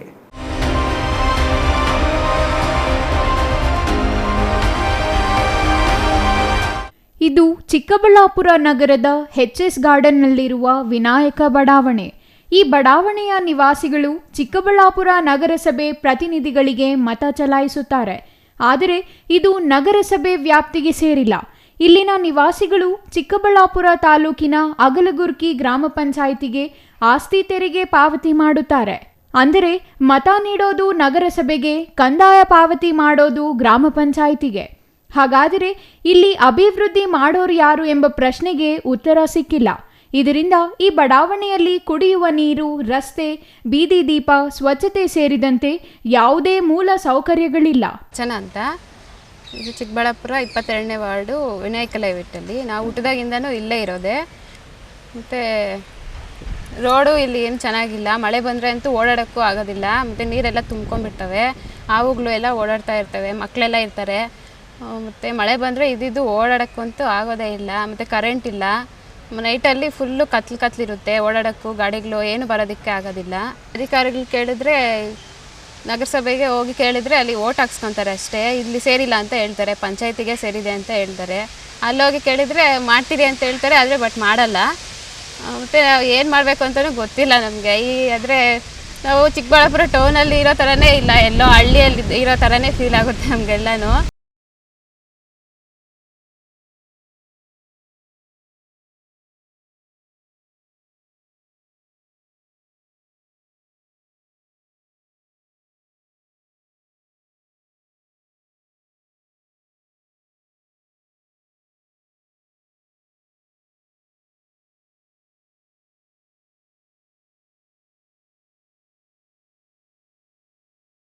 ಸುಮಾರು 70ಕ್ಕೂ ಹೆಚ್ಚು ಮನೆ ಇದೆ. ಅವರು ಮೊದಲನೇ ಒಂದು 80 ಮನೆ ಇದೆ. ಒಟ್ಟು 1000 ಮೀಟರ್ ರಸ್ತೆ ಬೇಕು, 1 ಕಿಲೋಮೀಟರ್ ರಸ್ತೆ ಬೇಕು ಅಂತ ಕೇಳಿದ್ದಾರೆ. ಅದೊಂದು 70-80 ಲಕ್ಷ ಆಗುತ್ತೆ. ಈ ಲೇಔಟ್ನ ಸಮಸ್ಯೆ ಏನು ಅಂದರೆ, ಇದು ಪಂಚಾಯತಿಗೆ ಸೇರುತ್ತೆ. ಮಿಕ್ಕಿದ ವಿಚಾರಕ್ಕೆ ವೋಟಿಂಗ್ಗೆ ಎಲ್ಲ ಟೌನ್ಗೆ ಸೇರುತ್ತೆ. ನಗರಸಭೆಯವ್ರು ನಮಗೆ ಬರಲ್ಲ ಅಂತ ಪಂಚಾಯತಿ ಮೇಲೆ ಹಾಕ್ತಾರೆ, ಪಂಚಾಯತಿಯವ್ರು ನಗರಸಭೆ ಮೇಲೆ ಹಾಕ್ತಾರೆ. ರೆವಿನ್ಯೂ ಪಂಚಾಯತಿಗೆ ಹೋಗುತ್ತೆ. ಈ ಗೊಂದಲದಲ್ಲಿ ಡೆವಲಪ್ಮೆಂಟ್ ಆಗಿಲ್ಲ. ಇವತ್ತು ನಾನು ಬಂದು ಎಲ್ಲ ನಮ್ಮ ಇ.ಒ. ಸರ್ ಮಂಜುನಾಥ್ ಸರ್ ಅವರ ಸಹಕಾರದಿಂದ, ತಹಸೀಲ್ದಾರ್ ಮೇಡಮ್ ರಶ್ಮಿ ಸರ್ ಅವ್ರ ಸಹಕಾರದಿಂದ, ನಮ್ಮ ಸ್ಥಳೀಯ ಮುಖಂಡರು, ನಮ್ಮ ಸೀನಣ್ಣ ಎಲ್ಲ ಮುಖಂಡರ ಸಹಕಾರದಿಂದ ಈ ಲೇಔಟನ್ನು ಅಡ್ಜಸ್ಟ್ ಮಾಡಿ ಒಂದು 2 ರಿಂದ 2.5 ಕೋಟಿ ಕಾಮಗಾರಿ ಇದೆ ಈ ಲೇಔಟಿಗೆ. ಅಂದರೆ ಎಲ್ಲ ಈ ಕಡೆ ಒಂದು 15 ಮನೆ ಸೇರಿ ಅಷ್ಟು ಹಾಕ್ಕೊಡ್ತೀನಿ ಅಂತ ಭರವಸೆ ಕೊಟ್ಟಿದ್ದೀನಿ. 4 ರಿಂದ 5 ತಿಂಗಳಲ್ಲಿ ಗುದ್ಲಿ ಪೂಜೆ ಮಾಡ್ತೀನಿ. ಮೂಲ ಸೌಲಭ್ಯಗಳಿಲ್ಲದೆ ನೊಂದಿರುವ ವಿನಾಯಕ ಬಡಾವಣೆ ನಿವಾಸಿಗಳು ಚಿಕ್ಕಬಳ್ಳಾಪುರ ಶಾಸಕ ಪ್ರದೀಪ್ ಈಶ್ವರ್ಗೆ ದೂರು ನೀಡಿದರು. ಅಧಿಕಾರಿಗಳ ಸಮೇತ ಸ್ಥಳಕ್ಕೆ ಬಂದ ಶಾಸಕರು ಇಚ್ಛಾಶಕ್ತಿ ಕೊರತೆಯಿಂದ ಈ ಬಡಾವಣೆ ಸಮಸ್ಯೆಗಳಿಗೆ ಮುಕ್ತಿ ಕಾಣಿಸಲು ಆಗಿಲ್ಲ. ಅಧಿಕಾರಿಗಳ ಜೊತೆ ಮಾತನಾಡಿ ಸೂಕ್ತ ಕ್ರಮ ಕೈಗೊಳ್ಳುವುದಾಗಿ ಭರವಸೆ ನೀಡಿದರು. ಚಿಕ್ಕಬಳ್ಳಾಪುರ ನಗರಸಭೆ ಅಗಲಗುರ್ಕಿ ಗ್ರಾಮ ಪಂಚಾಯಿತಿ ಮಧ್ಯ ಇರುವ ತಾಂತ್ರಿಕ ಸಮಸ್ಯೆಯಿಂದ ವಿನಾಯಕ ಬಡಾವಣೆಯ ನಿವಾಸಿಗಳು ಪರದಾಡುತ್ತಿದ್ದು, ಕೊನೆಗೆ ಶಾಸಕ ಪ್ರದೀಪ್ ಈಶ್ವರ್ ಬೆಂಬಲಿಗರೇ ಸ್ವಂತ ಹಣದಿಂದ ಬಡಾವಣೆಯ ಸ್ವಚ್ಛತೆ ಕಾರ್ಯ ನಡೆಸಿ ಮಾದರಿಯಾದರು.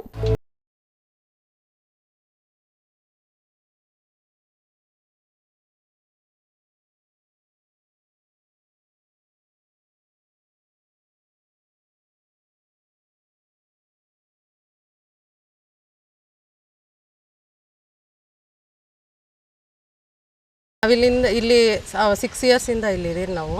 ಆವತ್ತಿಂದ ಬಂದಾಗಿಂದ ನೋಡ್ತಾ ಇದ್ದೀರಿ, ರೋಡ್ ಏನು ಅಷ್ಟು ಚೆನ್ನಾಗೇ ಇಲ್ಲ. ಯಾವಾಗ ನೋಡಿದ್ರೂ ಮಳೆಯಲ್ಲಿ ನಮ್ಮ ಗಾಡಿಗಳೆಲ್ಲ ಸ್ಕಿಡ್ ಆಗ್ತಾಯಿತ್ತು. ಸುಮಾರು ಸಲ ನಾವು ಬಿದ್ದಿದ್ದೀರಿ.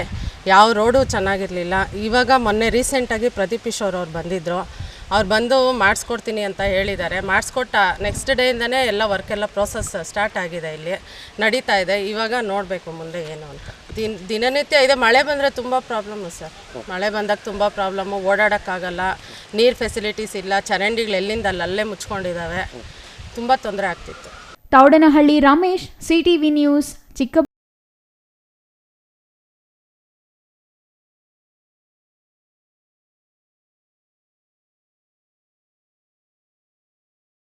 ಜಾತಿ ಸಮೀಕ್ಷೆ ನಡೆಸುವಲ್ಲಿ ಕಾಂತರಾಜು ಆಯೋಗ ವಿಫಲವಾಗಿದ್ದು ಅವರು ನೀಡಿರುವ ವರದಿ ಅವೈಜ್ಞಾನಿಕವಾಗಿದೆ. ಹಾಗಾಗಿ ಮರು ಜಾತಿ ಸಮೀಕ್ಷೆ ನಡೆಸಬೇಕು ಎಂದು ಜಿಲ್ಲಾ ಗ್ಯಾರಂಟಿ ಸಮಿತಿ ಅಧ್ಯಕ್ಷ ಯಲುವಹಳ್ಳಿ ರಮೇಶ್ ಒತ್ತಾಯಿಸಿದರು.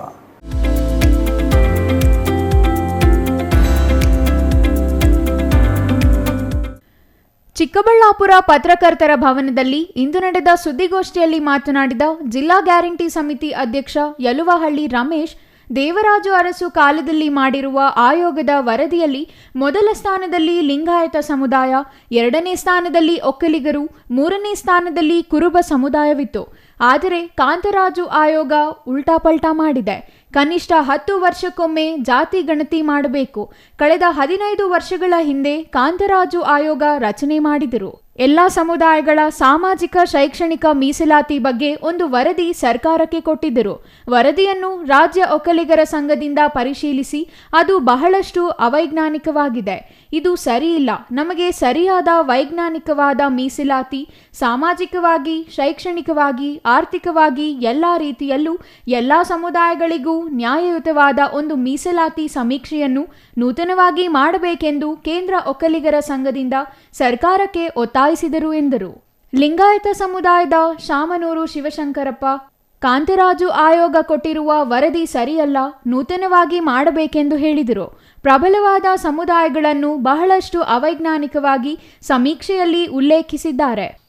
ನಿಮ್ಮ ಹಾಗೂ ನಮ್ಮ ಸಮುದಾಯದವರು ಸೇರಿ ಸರ್ಕಾರಕ್ಕೆ ವೈಜ್ಞಾನಿಕವಾದ ಸಾಕ್ಷ್ಯಾಧಾರಿತವಾದ ಸಮೀಕ್ಷೆ ಮಾಡಬೇಕೆಂದು ತೀರ್ಮಾನ ಮಾಡಿ ಸರ್ಕಾರಕ್ಕೆ ಮನವಿ ಸಲ್ಲಿಸಿದ್ದು, ಸರ್ಕಾರ ನಮ್ಮ ಮನವಿ ಆಲಿಸಿ ನಿವೃತ್ತ ಮುಖ್ಯ ನ್ಯಾಯಾಧೀಶರ ನೇತೃತ್ವದಲ್ಲಿ ಹೊಸ ಸಮೀಕ್ಷೆ ಮಾಡಬೇಕೆಂದು ತೀರ್ಮಾನ ಮಾಡಿದೆ. ಇಂದಿನಿಂದ ಸಮೀಕ್ಷೆ ಪ್ರಾರಂಭವಾಗಿದೆ. ಒಕ್ಕಲಿಗ ಸಮುದಾಯದವರು ಸುಮಾರು 168 ವರ್ಗಗಳಿದ್ದು ಎಲ್ಲರೂ ಒಕ್ಕಲಿಗ ಅಂತ ನಮೂದಿಸುವಂತೆ ಮನವಿ ಮಾಡಿದರು.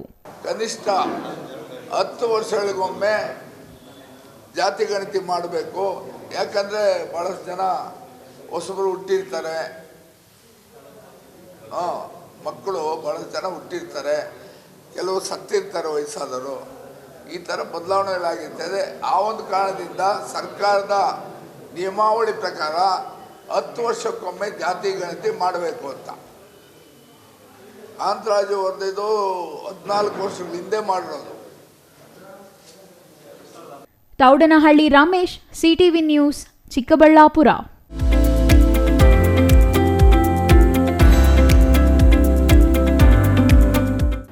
ಇದೀಗ ಚಿಕ್ಕದೊಂದು ವಿರಾಮದ ನಂತರ ಸಿಟಿವಿ ನ್ಯೂಸ್ ಮತ್ತೆ ಮುಂದುವರಿಯಲಿದೆ. ವಾಟರ್ ಪ್ಯೂರಿಫೈಯರ್ ಇದೀಗ ನಿಮ್ಮನೆಗೆ ಬರುತ್ತೆ ಅಂತಂದ್ರೆ ನಂಬ್ತೀರಾ? ಎಲ್ಲಿ ಕೊಡ್ತಾರ್ರಿ 5,500ಕ್ಕೆ? ಎಲ್ಲಿ ಕೊಡ್ತಾರೆ? ಬ್ರಾಂಡೆಡ್ ಪ್ಯೂರಿಫೈಯರ್ಸ್ ನಿಮ್ಮ ಮನೆ ಸೇರುತ್ತೆ.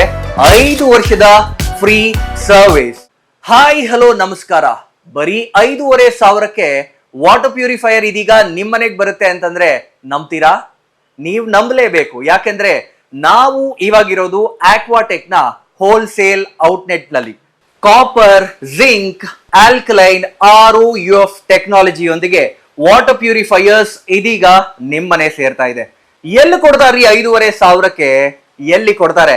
ಕೊಡೋದು ನಮ್ಮ ಆಕ್ವಾಟೆಕ್ ನ ಚಿಕ್ಕಬಳ್ಳಾಪುರದ ಈ ಹೋಲ್ಸೇಲ್ ಔಟ್ಲೆಟ್ ನಲ್ಲಿ ನಿಮ್ಮಿಷ್ಟದ ಪ್ರೈಸ್ಗೆ. ಇಷ್ಟೊಳ್ಳೆ ಟೆಕ್ನಾಲಜಿ ಜೊತೆ ಹಾಗೇನೆ ಹಾಟ್ ಅಂಡ್ ಕೋಲ್ಡ್ ಆಪ್ಷನ್ಸ್ ಕೂಡ ಇದೆ. ಹಾಗೇನೆ ಒಂದ್ ದೊಡ್ಡ ಮನೆ ಎಲ್ಲಾ ಕ್ಲೀನ್ ಮಾಡಿ ಸುಸ್ತಾಗಿರ್ಬೇಕಲ್ಲ, ಅದಕ್ಕಾಗಿ ನಮ್ಮ ಹತ್ರ ಇದೆ ಮಾಪಿಂಗ್ ರೋಬೋ ಕೂಡ. ಇದನ್ನ ಒಂದ್ಸರಿ ಆನ್ ಮಾಡಿ ಬಿಟ್ಬಿಟ್ರೆ ಸಾಕು, ನಿಮ್ಮ ಟೆನ್ಷನ್ಸ್ ಫ್ರೀ. ಹಾಗೆ ಪಕ್ಕದಲ್ಲಿ ನೋಡ್ತಾ ವ್ಯಾಕ್ಯೂಮ್ ಕ್ಲೀನರ್ ಸಕ್ಕತ್ತಾಗಿ ಬರೀ 50% ಆಫ್ ಅಲ್ಲಿ ನಿಮಗೆ ನಿಮ್ಮ ಮನೆ ಸೇರ್ತಾ ಇದೆ. ನಿಮ್ಮ ಮನೆಗೆ ಡೋರ್ ಸ್ಟೆಪ್ ಡೆಲಿವರಿ ಕೊಡ್ತಾ ಇದೀವಿ ನಾವು. ಹಾಗೇನೆ 5 ವರ್ಷದ ಫ್ರೀ ಸರ್ವಿಸ್, ಹಾಗೇನೆ 1 ವರ್ಷದ ವ್ಯಾರಂಟಿ ಜೊತೆ ನಿಮ್ಮಿಷ್ಟದ ಪ್ಯೂರಿಫೈಯರ್ಸ್ ನಮ್ಮ ಕಡೆಯಿಂದ ನಿಮಗಾಗಿ ಬಂದಿದೆ. ನಿಮಗಾಗಿನೇ ಸಹಕಾರ ನಗರದಲ್ಲಿ ನಮ್ಮ ಮೇನ್ ಬ್ರಾಂಚ್ ಇದೆ. ನೀವು ಕೂಡ ಅಲ್ಲಿ ಹೋಗಿ ನಿಮ್ಮಿಷ್ಟದ ವಾಟರ್ ಪ್ಯೂರಿಫೈಯರ್ ಅನ್ನ ಮನೆಗೆ ತಗೊಂಡು ಹೋಗ್ಬೋದು. ಹೋಲ್ಸೇಲ್ ದರದಲ್ಲಿ ಯಾವುದೇ ರೀತಿಯ ವಾಟರ್ ಪ್ಯೂರಿಫೈಯರ್ಸ್ಗಾಗಿ ಭೇಟಿ ನೀಡಿ. ಏಸ್ ಆಕ್ವಾಟೆಕ್, ಕೆನರಾ ಬ್ಯಾಂಕ್ ಮುಂಭಾಗ, BB ರೋಡ್, KEB ಪಕ್ಕ, ward number 23, Chamarajpet, Chikkaballapur. Mobile ಸಂಖ್ಯೆ 9845301082 799 677 6777.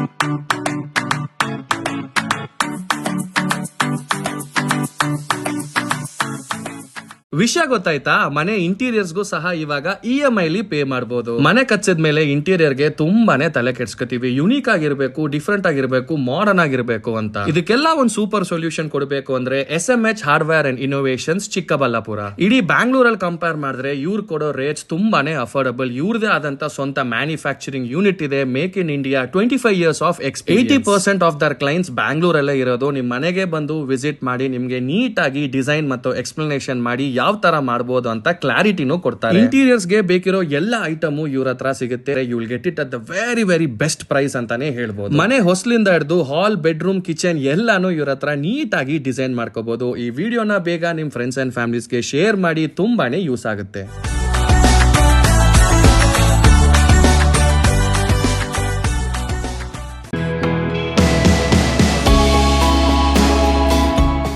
ಶ್ರೀ ಚಾಮವಿ ಪಾರ್ಟಿ ಹಾಲ್, 4ನೇ ಮಹಡಿ, ಶ್ರೀ ಚಾಮವಿ ಕಾಂಪ್ಲೆಕ್ಸ್, ಗೆರಿಯಾ ಶೋರೂಮ್ನ ಮೇಲೆ, ನಂಬರ್ 232T, BB ರಸ್ತೆ, ಚಿಕ್ಕಬಳ್ಳಾಪುರ.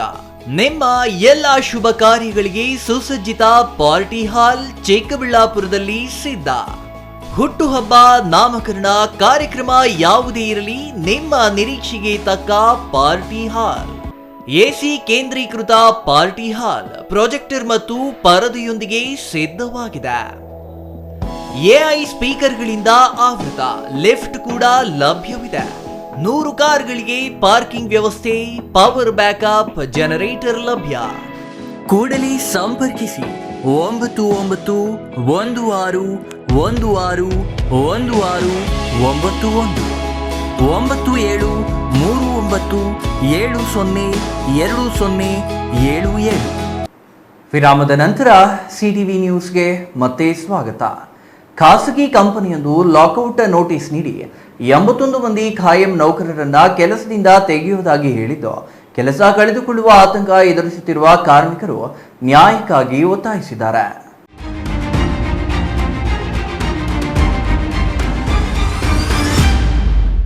ಕೋಲಾರ ಜಿಲ್ಲೆಯ ಮಾಲೂರು ತಾಲೂಕು ಕೈಗಾರಿಕಾ ಪ್ರದೇಶದ ವರ್ಗಾ ಅಟ್ಯಾಚ್ಮೆಂಟ್ಸ್ ಎಂಬ ಬಿಡಿ ಭಾಗಗಳ ತಯಾರಿಕಾ ಕಂಪನಿ ಏಕಾಏಕಿ ಲಾಕೌಟ್ ನೋಟಿಸ್ ನೀಡಿ 81 ಮಂದಿ ಖಾಯಂ ನೌಕರರನ್ನ ಕೆಲಸದಿಂದ ತೆಗೆಯುವುದಾಗಿ ನೋಟಿಸ್ ನೀಡಿದೆ.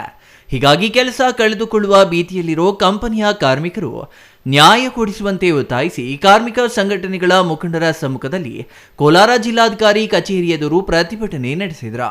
ಕಂಪನಿ ಕಾರ್ಮಿಕರು ನ್ಯಾಯಕ್ಕಾಗಿ ಒತ್ತಾಯಿಸಿದ್ದಾರೆ.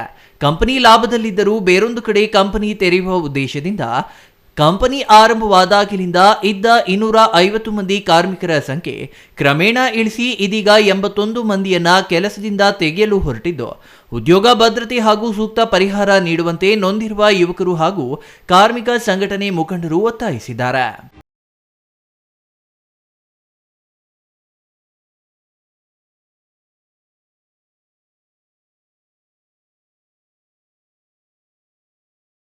CTV news Kolar.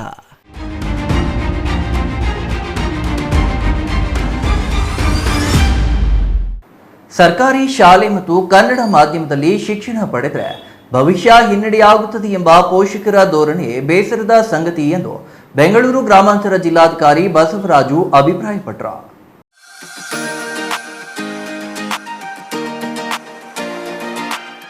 ಜಿಲ್ಲಾಡಳಿತ, ಶಾಲಾ ಶಿಕ್ಷಣ ಇಲಾಖೆ ಮತ್ತು ಕನ್ನಡ ಸಾಹಿತ್ಯ ಪರಿಷತ್ತಿನ ಸಹಯೋಗದೊಂದಿಗೆ ದೊಡ್ಡಬಳ್ಳಾಪುರ ತಾಲೂಕಿನ ತೂಬಗೆರೆ ಹೋಬಳಿಯ ಹಿರೇಮುದ್ದೇನಹಳ್ಳಿ ಸರ್ಕಾರಿ ಹಿರಿಯ ಪ್ರಾಥಮಿಕ ಶಾಲೆಯಲ್ಲಿ ಸರ್ಕಾರಿ ಶಾಲೆ ಉಳಿಸಿ ಕನ್ನಡ ಬೆಳೆಸಿ ಅಭಿಯಾನಕ್ಕೆ ಅಧಿಕೃತ ಚಾಲನೆ ನೀಡಿ ಮಾತನಾಡಿದ ಬೆಂಗಳೂರು ಗ್ರಾಮಾಂತರ ಜಿಲ್ಲಾಧಿಕಾರಿ ಬಸವರಾಜು, ನಾನು ಸರ್ಕಾರಿ ಶಾಲೆಯ ಕನ್ನಡ ಮಾಧ್ಯಮದ ವಿದ್ಯಾರ್ಥಿ.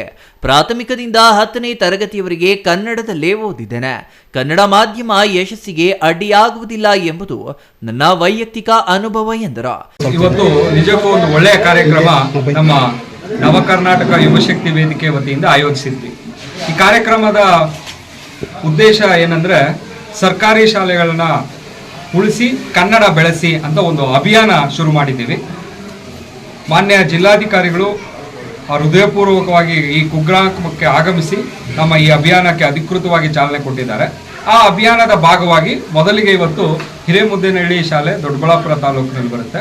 ಇಲ್ಲಿ ಬಹಳಷ್ಟು ಜನ ವಿದ್ಯಾರ್ಥಿಗಳು ಖಾಸಗಿ ಶಾಲೆ ತೊರೆದು ಸರ್ಕಾರಿ ಶಾಲೆಗೆ ಸೇರಿಸಿದ್ದಾರೆ. ಅವರು ಯಾಕೆ ಸೇರಿಸಿದ್ದಾರೆ ಅಂದರೆ ಸರ್ಕಾರಿ ಶಾಲೆಗಳಲ್ಲಿ ಅತ್ಯಂತ ವಿಶೇಷವಾದ ಕೆಲಸ ಕಾರ್ಯಗಳು ನಡೀತಾ ಇದೆ. ಅವರಿಗೆ ಯಾವುದೇ ರೀತಿ ಒತ್ತಡ ಇರಲ್ಲ. ಈಗ ಖಾಸಗಿ ಶಾಲೆಗಳಲ್ಲಿ ಶಿಕ್ಷಣ ವಾಣಿಜ್ಯೀಕರಣದಿಂದಾಗಿ ಅವರ ಪೋಷಕರು ಏನೇನು ಕಷ್ಟಗಳು ಅನುಭವಿಸ್ತಾ ಇದ್ದಾರೆ ಅದೆಲ್ಲದಕ್ಕೂ ಸಹ ಪರಿಹಾರ ಅಂತ ರೂಪದಲ್ಲಿ ಸರ್ಕಾರಿ ಶಾಲೆಗೆ ಸೇರಿಸಿದ್ದೀವಿ ಅಂತ ಹೇಳಿದರು. ಈ ಸಂದೇಶವನ್ನು ನಾವು ಸಮಾಜಕ್ಕೆ ಪರಿಚಯಿಸಬೇಕು. ಸಮಾಜದ ಹಂತದಲ್ಲಿ ಇದು ಒಂದು ಉತ್ತಮವಾದ ನಡೆ, ಅವ್ರನ್ನ ಪ್ರೋತ್ಸಾಹಿಸಬೇಕು ಅಂತ ಹೇಳಿ ವಿಶೇಷವಾಗಿ ಅಂತಹ ಮಕ್ಕಳನ್ನ ಕಾಲು ತೊಳೆದು ಪಾದಪೂಜೆ ಮಾಡಿ ಸರ್ಕಾರಿ ಶಾಲೆಗೆ ಸೇರಿಸ್ಕೊಂಡು ಅವರಿಗೆ ಒಂದು ಪ್ರತಿಭಾ ಪುರಸ್ಕಾರ ನೀಡಬೇಕು ಅಂತ ನಮ್ಮ ಸಂಘಟನೆಯವರು ಮಾತಾಡಿಕೊಂಡು ನಮ್ಮ ಈ ಭಿನ್ನವನ್ನು ಮಾನ್ಯ ಜಿಲ್ಲಾಧಿಕಾರಿಗಳ ಮುಂದೆ ಇಟ್ಟಾಗ, ಕ್ಷೇತ್ರ ಶಿಕ್ಷಣಾಧಿಕಾರಿಗಳ ಸಹಕಾರದೊಂದಿಗೆ ಹೋದಾಗ ಅವರು ಮನಸ್ಫೂರ್ತಿಯಾಗಿ ಒಪ್ಪಿ ನಾನೇ ಖುದ್ದು ಬಂದು ನಿಮ್ಮ ಕಾರ್ಯವನ್ನು ಉದ್ಘಾಟನೆ ಮಾಡಿಕೊಂಡು ತಮಿಳುನಾಡು, ಆಂಧ್ರ ಪ್ರದೇಶ, ಮಹಾರಾಷ್ಟ್ರ ಸೇರಿದಂತೆ ಹಲವು ರಾಜ್ಯಗಳಲ್ಲಿ ವಿದ್ಯಾರ್ಥಿಗಳು ತಮ್ಮ ಸ್ಥಳೀಯ ಭಾಷೆಯಲ್ಲಿಯೇ ಓದಿ ಯುಪಿಎಸ್ಸಿ ಸೇರಿದಂತೆ ರಾಷ್ಟ್ರಮಟ್ಟದ ಸ್ಪರ್ಧಾತ್ಮಕ ಪರೀಕ್ಷೆಗಳಲ್ಲಿ ಉತ್ತಮ ಅಂಕಗಳೊಂದಿಗೆ ತೇರ್ಗಡೆಯಾಗುತ್ತಿದ್ದಾರೆ. ಇದು ಮಾತೃಭಾಷೆಯಲ್ಲಿಯೇ ಉನ್ನತ ವಿದ್ಯೆ ಸಾಧಿಸಬಹುದೆಂಬ ಜೀವಂತ ಸಾಕ್ಷ್ಯ ಎಂದರು. ಸರ್ಕಾರಿ ಶಾಲೆಗಳಲ್ಲಿ ಇಂದು ಅಗತ್ಯ ಮೂಲ ಸೌಕರ್ಯಗಳು ಲಭ್ಯವಿವೆ. ಅವುಗಳನ್ನು ಸಮರ್ಪಕವಾಗಿ ಬಳಸಿಕೊಂಡು ಶಿಕ್ಷಣ ಪಡೆದರೆ ಖಂಡಿತವಾಗಿಯೂ ಉತ್ತಮ ಫಲಿತಾಂಶ ಸಿಗಬಹುದು. ಪೋಷಕರು ಮಕ್ಕಳ ಭವಿಷ್ಯದ ಬಗ್ಗೆ ಜಾಗರೂಕರಾಗಬೇಕು. ಆದರೆ ಭಾಷೆಯ ಆಧಾರದ ಮೇಲೆ ಶಾಲೆ ಆಯ್ಕೆ ಮಾಡುವ ಧೋರಣೆಯ ತಡೆವಿಡಬೇಕು. ಈ ಕುರಿತು ಜಾಗೃತಿ ಮೂಡಿಸುವ ನವ ಕರ್ನಾಟಕ ಯುವಶಕ್ತಿ ವೇದಿಕೆ ಆರಂಭಿಸಿರುವ ಸರ್ಕಾರಿ ಶಾಲೆ ಉಳಿಸಿ ಕನ್ನಡ ಬೆಳೆಸಿ ಅಭಿಯಾನ ಶ್ಲಾಘನೀಯ ಎಂದರು. Mahesh, CTV news, Doddaballapura.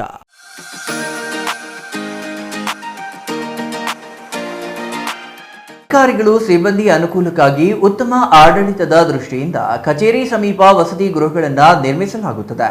ಅಂತಹ ವಸತಿ ಗೃಹಗಳಲ್ಲಿ ಉಳಿಯಲು ಅಧಿಕಾರಿ ಸಿಬ್ಬಂದಿಗೆ ಮೂಲ ಸೌಕರ್ಯಗಳನ್ನು ಒದಗಿಸಬೇಕು. ಆದರೆ ನಂಜನಗೂಡಿನ ಹೃದಯ ಭಾಗದಲ್ಲಿ ನಿರ್ಮಾಣವಾಗಿರುವ ನೀರಾವರಿ ಇಲಾಖೆ ವಸತಿ ಗೃಹಗಳು ಸೂಕ್ತ ನಿರ್ವಹಣೆ ಇಲ್ಲದೆ ಪಾಳು ಬಿದ್ದಿವೆ.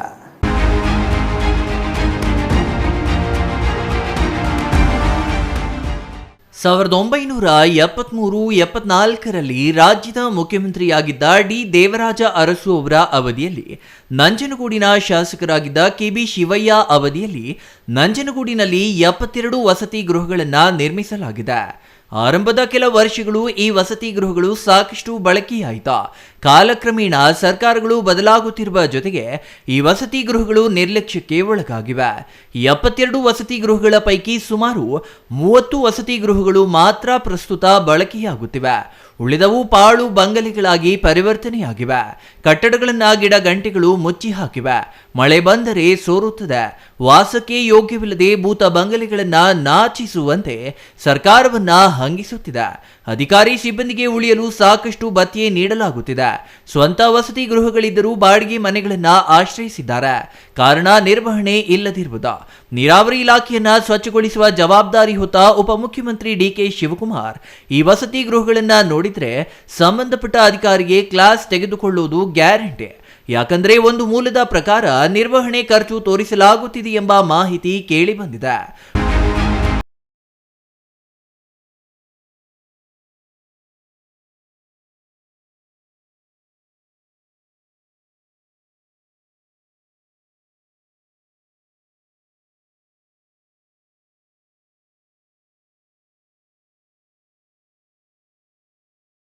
ನೀರಾವರಿ ಇಲಾಖೆ ಸಚಿವರು ಈ ವಸತಿ ಗೃಹಗಳತ್ತ ಗಮನ ಹರಿಸಿದ್ರೆ ಉತ್ತಮ. ಯಾಕಂದ್ರೆ ಇಲ್ಲಿ ವಾಸ ಮಾಡಬೇಕಿರುವುದು ನಿಮ್ಮ ಇಲಾಖೆಯ ಸಿಬ್ಬಂದಿ ಹಾಗೂ ಅಧಿಕಾರಿಗಳೇ ಆಗಿದ್ದು, ಸದ್ಯ ಇಲ್ಲಿ ವಾಸವಿರುವ ಸಿಬ್ಬಂದಿ ಗೋಳು ಕೇಳೋರಿಲ್ಲ. ಎಲ್ಲಾ ಸಂಕಷ್ಟಗಳನ್ನ ಸಹಿಸಿಕೊಂಡು ಹೋಗುತ್ತಿರುವ ಈ ಸಿಬ್ಬಂದಿಗಳಿಗೆ ಗ್ರೇಟ್ ಎನ್ನಲೇಬೇಕು. ನೀರಾವರಿ ಇಲಾಖೆ ಸಚಿವರೇ ಮೊದಲು ಇತ್ತ ಗಮನ ಹರಿಸಿ. Kumar, CTV news, Nanjangud.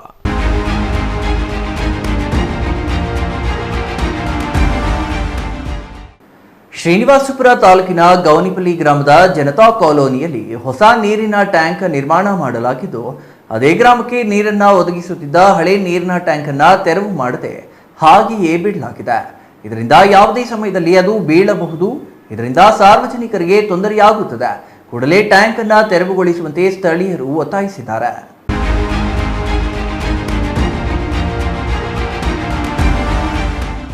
ಕೋಲಾರ ಜಿಲ್ಲೆಯ ಶ್ರೀನಿವಾಸಪುರ ತಾಲೂಕಿನ ಗೌನಿಪಲ್ಲಿ ಗ್ರಾಮದ ಜನತಾ ಕಾಲೋನಿಯಲ್ಲಿ ನೀರಿನ ಟ್ಯಾಂಕ್ ನಿರ್ಮಾಣ ಮಾಡಲಾಗಿದ್ದು, ನೀರಿನ ಟ್ಯಾಂಕ್ನಿಂದ ಗ್ರಾಮಕ್ಕೆ ನೀರು ಸರಬರಾಜು ಮಾಡಲಾಗುತ್ತಿತ್ತು. ಆದರೆ ಈಗ ನೀರಿನ ಟ್ಯಾಂಕ್ ಸಂಪೂರ್ಣ ಶಿಥಿಲಾವಸ್ಥೆ ತಲುಪಿದ್ದು, ನೂತನ ಟ್ಯಾಂಕ್ ನಿರ್ಮಾಣ ಮಾಡಲಾಗಿದೆ. ಹಳೆ ಟ್ಯಾಂಕಿಗೆ ನೀರಿನ ಸಂಪರ್ಕವನ್ನು ಸಹ ಕಡಿತಗೊಳಿಸಲಾಗಿದ್ದು, ಕೂಡಲೇ ನೀರಿನ ಟ್ಯಾಂಕ್ ತೆರವುಗೊಳಿಸಬೇಕೆಂದು ಸ್ಥಳೀಯ ನಿವಾಸಿಗಳಾದ ಅರುಣ್ ಕುಮಾರ್ ಹಾಗೂ ಸುರೇಂದ್ರರವರು ಮನವಿ ಮಾಡಿದ್ದಾರೆ. ನೀರಿನ ಟ್ಯಾಂಕ್ಗಳ ಪಕ್ಕದಲ್ಲಿಯೇ ಮನೆಗಳಲ್ಲಿ ಸಾರ್ವಜನಿಕರು ವಾಸ ಮಾಡುತ್ತಿದ್ದು, ಟ್ಯಾಂಕ್ನ ಕಂಬಗಳು ಸಂಪೂರ್ಣವಾಗಿ ಇಂದೋ ನಾಳೆ ನೆಲ ಕಚ್ಚುವ ರೀತಿಯಲ್ಲಿ ಕಂಬಗಳು ಬಾಯಿ ತೆಗೆದು ನಿಂತಿವೆ. ಕೂಡಲೇ ತೆರವುಗೊಳಿಸುವಂತೆ ಮನವಿ ಮಾಡಿದ್ದಾರೆ.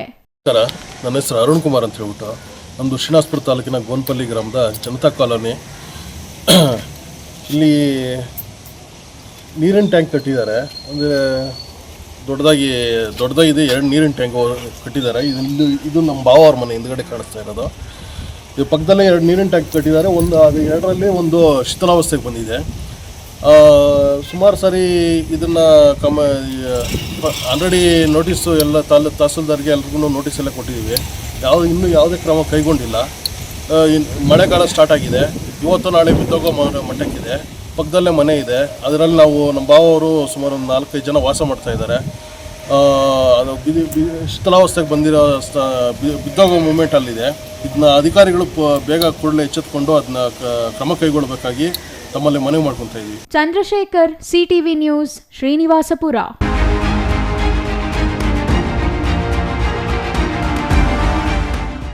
ಇದೀಗ ಚಿಕ್ಕದೊಂದು ವಿರಾಮದ ನಂತರ ಸಿಟಿವಿ ನ್ಯೂಸ್ ಮತ್ತೆ ಮುಂದುವರಿಯಲಿದೆ.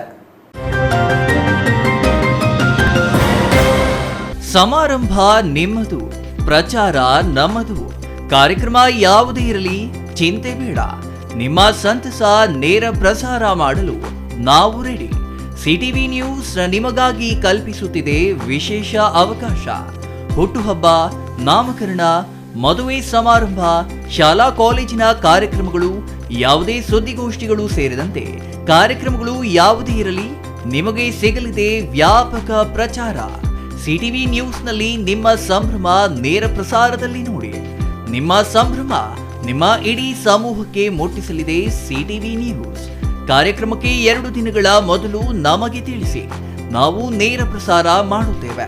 ಮತ್ತೇಕೆ ತಡ, ಕೂಡಲೇ ಸಂಪರ್ಕಿಸಿ 9916317028.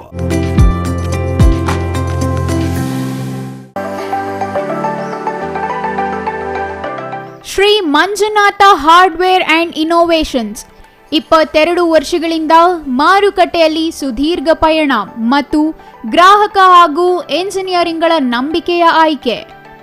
ಅತ್ಯುತ್ತಮ ಗುಣಮಟ್ಟ, ಪ್ರಾಮಾಣಿಕ ಬೆಲೆ.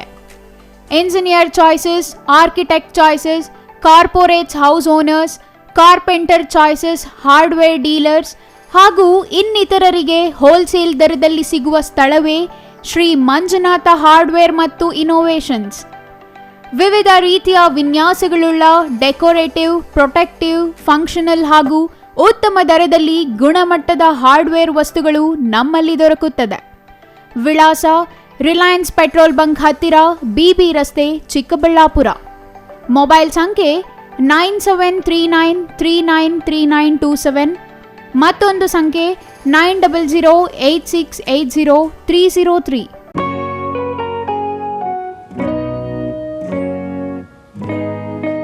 ಸ್ಕೈ ಮಹಿಳಾ ಅಡ್ಡ ವುಮೆನ್ಸ್ ಶೋರೂಮ್ ಬದಲಾದ ವಿಳಾಸದಲ್ಲಿ, ಗೌರಿಬಿದನೂರು ರಸ್ತೆ, ರೆಡ್ಡಿ ಎಲೆಕ್ಟ್ರಾನಿಕ್ಸ್ ಹತ್ತಿರ, ಚಿಕ್ಕಬಳ್ಳಾಪುರ ಟೌನ್. ಮೊಬೈಲ್ ಸಂಖ್ಯೆ 9916533636. 15 ವರ್ಷ ಮೇಲ್ಪಟ್ಟ ಮಹಿಳೆಯರಿಗೆ ಬೇಕಾದ ಎಲ್ಲ ತರಹದ ಬಟ್ಟೆಗಳು ಒಂದೇ ಮಳಿಗೆಯಲ್ಲಿ ಲಭ್ಯ. ಉತ್ತಮ ಗುಣಮಟ್ಟದ ಅತ್ಯಾಧುನಿಕ ಬಟ್ಟೆಗಳಿಗಾಗಿ ಭೇಟಿ ಕೊಡಿ. ಸ್ಕೈ ಮಹಿಳಾ ಅಡ್ಡ ನಿಮಗಾಗಿ ಇದೆ. 1-2 ಪೀಸ್ ಕೊಂಡರೂ ಹೋಲ್ಸೇಲ್ ದರದಲ್ಲಿ ನೀಡುತ್ತೇವೆ. ಎಲ್ಲ ತರಹದ ಆಕರ್ಷಣೀಯ ಸೀರೆಗಳು, ಮನಮೆಚ್ಚುವಂತಹ ಸೀರೆಗಳು, ಟಾಪ್ಸ್, ಲೆಗಿನ್ಸ್, ರೆಡಿ ಡ್ರೆಸ್ಸಸ್, ಮಹಿಳೆಯರ ಒಳ ಉಡುಪುಗಳು ಲಭ್ಯ. ಮತ್ಯಾಕೆ ತಡ, ಒಮ್ಮೆ ಭೇಟಿ ಕೊಡಿ. ಸ್ಕೈ ಮಹಿಳಾ ಅಡ್ಡ, ಗೌರಿಬಿದನೂರು ರಸ್ತೆ, ರೆಡ್ಡಿ ಎಲೆಕ್ಟ್ರಾನಿಕ್ಸ್ ಹತ್ತಿರ, ಚಿಕ್ಕಬಳ್ಳಾಪುರ ಟೌನ್. ಮೊಬೈಲ್ ಸಂಖ್ಯೆ 9916533636.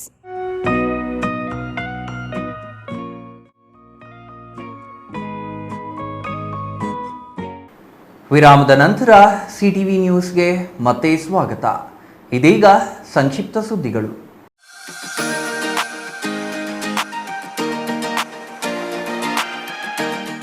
ರೈತರ ಆರ್ಥಿಕ ಅಭಿವೃದ್ಧಿಗಾಗಿ ಸರ್ಕಾರ ಹಲವಾರು ಯೋಜನೆಗಳನ್ನು ರೂಪಿಸಿದ್ದು, ಕೃಷಿ ಅಧಿಕಾರಿಗಳು ಹಾಗೂ ಸಂಬಂಧಪಟ್ಟ ಇಲಾಖೆ ಅಧಿಕಾರಿಗಳು ರೈತರಿಗೆ ಅರಿವು ಮೂಡಿಸುವ ಕೆಲಸ ಮಾಡಬೇಕೆಂದು ಶಾಸಕ ಕೆಎಚ್ ಪುಟ್ಟಸ್ವಾಮಿಗೌಡ ಹೇಳಿದರು. ಗೌರಿಬಿದನೂರು ನಗರದ ತಾಲೂಕು ಪಂಚಾಯಿತಿ ಆವರಣದ ಸಾಮರ್ಥ್ಯ ಸೌಧದಲ್ಲಿ ತಾಲೂಕು ಕೃಷಿಕ ಸಮಾಜದ ಅಧ್ಯಕ್ಷ ಪ್ರಭಾಕರ ರೆಡ್ಡಿ ಅಧ್ಯಕ್ಷತೆಯಲ್ಲಿ ಕೃಷಿಕ ಸಮಾಜದಿಂದ ರೈತರಿಗೆ ಇಲಾಖಾ ಸೌಲಭ್ಯಗಳ ಬಗ್ಗೆ ನಡೆದ ಪ್ರಗತಿ ಪರಿಶೀಲನಾ ಸಭೆಯಲ್ಲಿ ಮಾತನಾಡಿದ ಅವರು, ಕೃಷಿ ಇಲಾಖೆಯಿಂದ ರೈತರಿಗೆ ರಿಯಾಯಿತಿ ದರದಲ್ಲಿ ಬಿತ್ತನೆ ಬೀಜ ಹಾಗೂ ಕೃಷಿ ಪರಿಕರಗಳನ್ನು ಕಾಲಕಾಲಕ್ಕೆ ವಿತರಿಸಬೇಕು ಎಂದರು.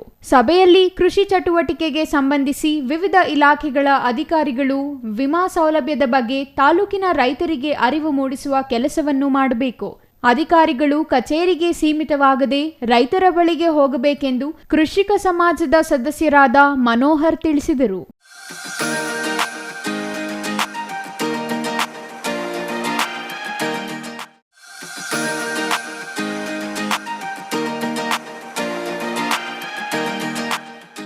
ಹೊಸಕೋಟೆ ತಾಲೂಕಿನ ಉಪ್ಪಾರಹಳ್ಳಿಯ ಕಾಟೇರಮ್ಮ ದೇವಸ್ಥಾನದ ಗರ್ಭಗುಡಿಗೆ ಇಂದು ಭಕ್ತರಿಗೆ ಪ್ರವೇಶ ಕಲ್ಪಿಸಲಾಗಿದ್ದು, ವರ್ಷಕ್ಕೊಮ್ಮೆ ಮಾತ್ರ ಭಕ್ತರಿಗೆ ಗರ್ಭಗುಡಿಗೆ ಪ್ರವೇಶ ನೀಡಲಾಗುತ್ತದೆ. ಭಕ್ತರಿಗೆ ತಾಯಿಯ ಪಾದ ಮುಟ್ಟಲು ಅವಕಾಶ ಹಿನ್ನೆಲೆ ಭಕ್ತರು ಅಪಾರ ಸಂಖ್ಯೆಯಲ್ಲಿ ಆಗಮಿಸಿದ್ದಾರೆ. ಇತಿಹಾಸ ಪ್ರಸಿದ್ಧ ಉಪ್ಪಾರಹಳ್ಳಿಯ ಕಾಟೇರಮ್ಮ ದೇವಸ್ಥಾನಕ್ಕೆ ಭಕ್ತ ಸಾಗರವೇ ಹರಿದು ಬಂದಿದ್ದು, ಬೆಳ್ಳಂಬೆಳಗ್ಗೆ 1 ಕಿಲೋಮೀಟರ್ಗೂ ಅಧಿಕ ದೂರ ಸಾಲಿನಲ್ಲಿ ಭಕ್ತರು ನಿಂತು ಅಮ್ಮನವರ ಪಾದ ಸ್ಪರ್ಶ ಮಾಡಿದ್ರು.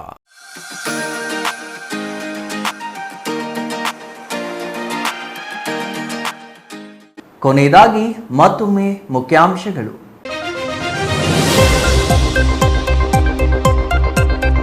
ಚಿಕ್ಕಬಳ್ಳಾಪುರ ನಗರಸಭೆಯಲ್ಲಿ ಭುಗಿಲೆದ್ದ ಸ್ಥಾಯಿ ಸಮಿತಿ ನೇಮಕ ವಿವಾದ.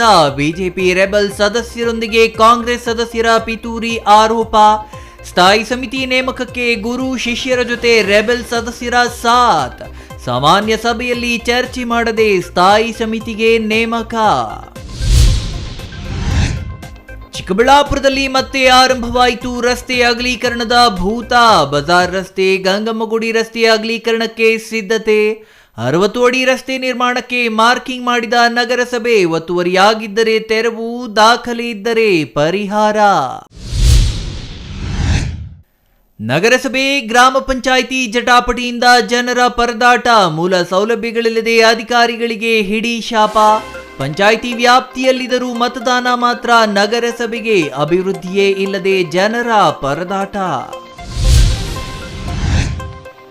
ರಾಜ್ಯದಲ್ಲಿ ಮತ್ತೆ ನಡೆಯಲಿದೆ ಜಾತಿ ಜನಗಣತಿ. ಕಾಂತರಾಜು ಆಯೋಗದ ಅವೈಜ್ಞಾನಿಕ ಗಣತಿ. ವೈಜ್ಞಾನಿಕವಾಗಿ ಮೀಸಲಾತಿ ಸಮೀಕ್ಷೆ ಮಾಡಲು ಯಲುವಹಳ್ಳಿ ರಮೇಶ್ ಒತ್ತಾಯ.